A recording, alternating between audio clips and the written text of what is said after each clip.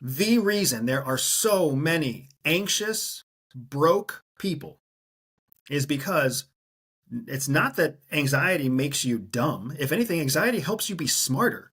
It's not like anxiety makes it so you can't finish a project. If anything, anxiety makes you finish a project on time.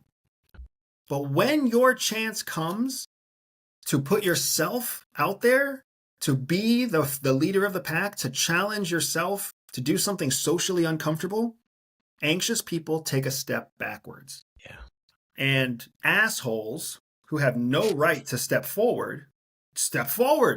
And then they get their 15 minutes in the spotlight, and half of them dick it up, and the other half of them get lucky until the next 15 minutes in the spotlight when they dick it up or get lucky again. So this is what ends up happening that hurts so many anxious people. But for me, I discovered the same thing was true in trying to build a business. If you want to build a business, you can build a $100,000, $200,000, $300,000 a year business without ever being discovered.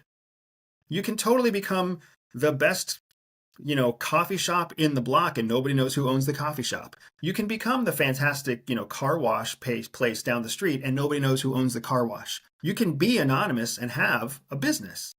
But if you want to make millions of dollars, if you want to make tens of millions of dollars, if you want to change some element of the world, of your own future or your children's legacy, you have to take a step out of the shadows and be willing to step into the spotlight, even if it means you're going to dick it all up, even if it means you're going to fail, even if it means you're going to be embarrassed at some point, which absolutely happens. You still have to take the risk.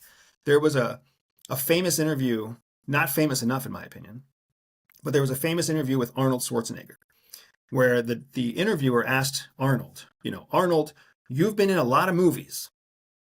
Most of them weren't very good.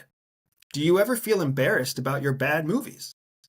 And Arnold looked at the journalist and he was like, tell me 3 of my worst movies. And the journalist could only come up with 2. Yeah. And then Arnold was like, can you tell me 3 of my best movies? And the journalist just rattled him off. That is how the human brain works. Everybody remembers the 1, 2, or 3 things that you do better than anybody else. And nobody remembers your failures. The reason they don't remember your failures goes back to the first part of our conversation. They're too fucking busy remembering their own failures. Their head is cluttered. Everybody's head is cluttered with their own insecurities and failures. They don't have time to keep track of your failures too. But they do remember where you're awesome, because where you're awesome makes them feel bad about themselves too.